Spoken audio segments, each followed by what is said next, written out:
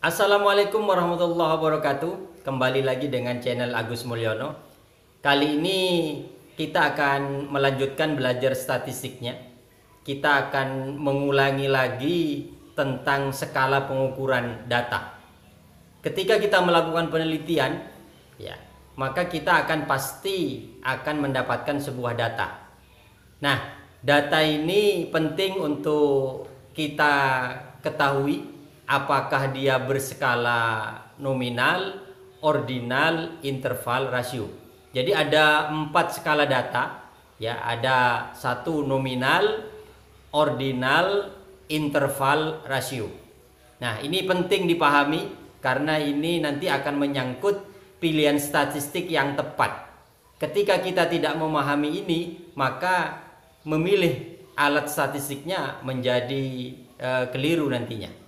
Jadi sekali lagi, skala data nominal, ordinal, interval, dan rasio.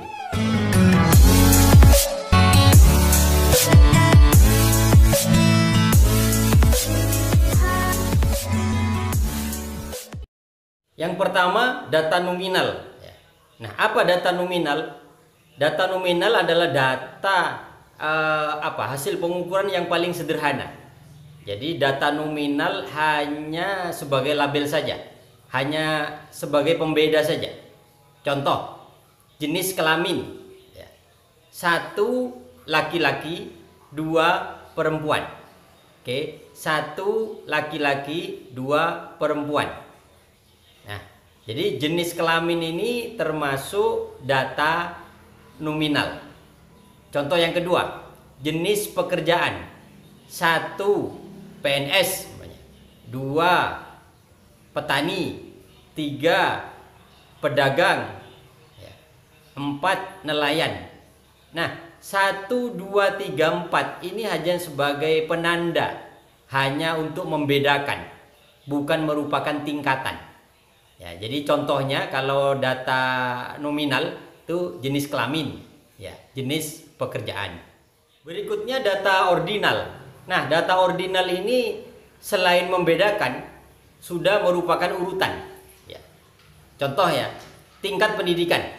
1 lulus SD, 2 SMP, 3 SMA, 4 perguruan tinggi.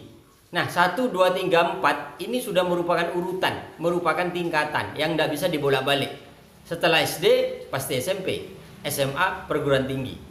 Tidak ada kemudian kita mau sekolah SMA dulu, nanti setelah SMA baru sekolah SD. Anda. Jadi tingkat pendidikan ini merupakan ordinal. Selain membedakan juga mengurutkan. Contoh berikutnya ranking, ranking di kelas.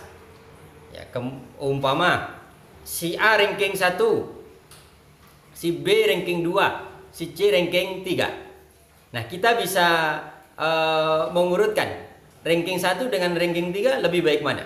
Lebih baik ranking 1. Nah, ini merupakan urutan yang tidak bisa dibolak-balik. Ini ordinal. Jadi beda tadi dengan nominal.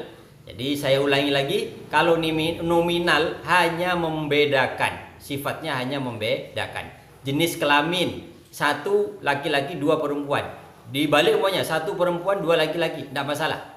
Karena 1 dan 2 hanya sifatnya membedakan. Jenis pekerjaan tadi, 1 PNS, 2 petani, 3 pedagang, 4 nelayan. Mau dibalik umpamanya 1 nelayan, 2 petani, nah tidak masalah. Karena 1, 2, 3, 4 sifatnya hanya membedakan. Beda dengan ordinal, selain membedakan juga sudah mengurutkan. Oke, berikutnya data interval dan rasio. Nah, data interval dan rasio ini selain mempunyai sifat data seperti nominal, ordinal, dan juga data interval dan rasio bisa dilakukan operasi matematik. Jadi bisa dijumlah, bisa dikurangi. Nah, apa bedanya interval dan rasio? Data interval dan data rasio. Bedanya kalau data interval tidak punya nilai 0 mutlak. Sementara untuk rasio punya 0 mutlak. Nah, apa contohnya? Nah, untuk data interval, contohnya adalah nilai nih ya, nilai mata pelajaran. Nah, nolnya di sini ya, jadi disebut bukan nol mutlak ketika nol ini juga merupakan sebuah nilai ya. Contoh lagi, data interval ya, suhu. Nah, nilai nol pada suhu ini bukan kemudian tidak ada suhu, tetapi nol ini berarti dia nilai, artinya suhunya dingin ya.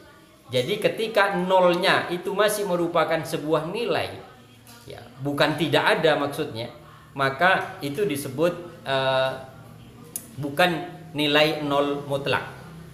Sementara yang data rasio itu mempunyai nol mutlak. Contoh ya, berat badan nol, ya berarti memang tidak punya berat badan. Tinggi badan nilainya nol, ya berarti apa, tidak punya tinggi badan. Jadi nolnya memang nol mutlak ya. Nah, untuk kepentingan statistik, maka nominal ordinal bergabung, interval rasio bergabung ya. Jadi nominal ordinal menggunakan analisis statistik non parametrik. Nah, yang interval rasio menggunakan statistik parametrik. Saya ulangi lagi. Kalau nominal, datanya nominal ordinal, maka yang digunakan adalah statistik non parametrik.